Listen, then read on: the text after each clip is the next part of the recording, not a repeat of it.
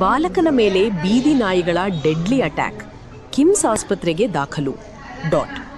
ಹುಬ್ಬಳ್ಳಿ ಧಾರವಾಡ ಅವಳಿ ನಗರದಲ್ಲಿ ಬೀದಿ ನಾಯಿಗಳ ಹಾವಳಿ ದಿನಕ್ಕೆ ಹೆಚ್ಚಾಗುತ್ತಿದ್ದು, ಇದೀಗ ಬಾಲಕನೊಬ್ಬನ ऑथेंटिक न्यूज 19 में आपका स्वागत है। आइए देखते हैं आज की न्यूज। ಬಾಲಕನ ಮೇಲೆ ಬೀದಿ ನಾಯಿಗಳ ಡೆಡ್ಲಿ ಅಟ್ಯಾಕ್, ಕಿಮ್ಸ್ ಆಸ್ಪತ್ರೆಗೆ ದಾಖಲು. ಹುಬ್ಬಳ್ಳಿ ಧಾರವಾಡ ಅವಳಿ ನಗರದಲ್ಲಿ ಬೀದಿ ನಾಯಿಗಳ ಹಾವಳಿ ದಿನಕ್ಕೆ ಹೆಚ್ಚಾಗುತ್ತಿದ್ದು, ಇದೀಗ ಬಾಲಕನೊಬ್ಬನ ಮೇಲೆ ಬೀದಿ ನಾಯಿಗಳು ದಾಳಿ ಮಾಡಿರುವ ಘಟನೆ ನಡೆದಿದೆ.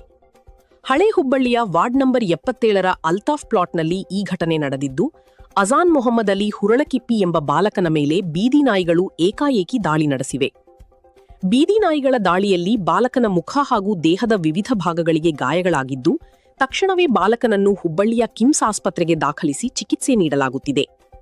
ಇನ್ನು ಹುಬ್ಬಳ್ಳಿ ಧಾರವಾಡ ಅವಳಿ ನಗರದಲ್ಲಿ ಬೀದಿ ನಾಯಿಗಳ ಹಾವಳಿ ಹೆಚ್ಚಾಗುತ್ತಿರುವ ಬಗ್ಗೆ ಸಾರ್ವಜನಿಕರು ಆತಂಕ ವ್ಯಕ್ತಪಡಿಸುತ್ತಿದ್ದಾರೆ. ಬೀದಿ ನಾಯಿಗಳ ನಿಯಂತ್ರಣಕ್ಕೆ ಪಾಲಿಕೆ ಅಧಿಕಾರಿಗಳು ಕೂಡಲೇ ಕ್ರಮ ಕೈಗೊಳ್ಳಬೇಕು ಎಂಬ ಒತ್ತಾಯ ಕೇಳಿಬಂದಿದೆ. ಬೀದಿ ನಾಯಿಗಳ ಹಾವಳಿ ನಿಯಂತ್ರಣಕ್ಕೆ ಪಾಲಿಕೆ ಯಾವಾಗ ಎಚ್ಚೆತ್ತುಕೊಳ್ಳಲಿದೆ?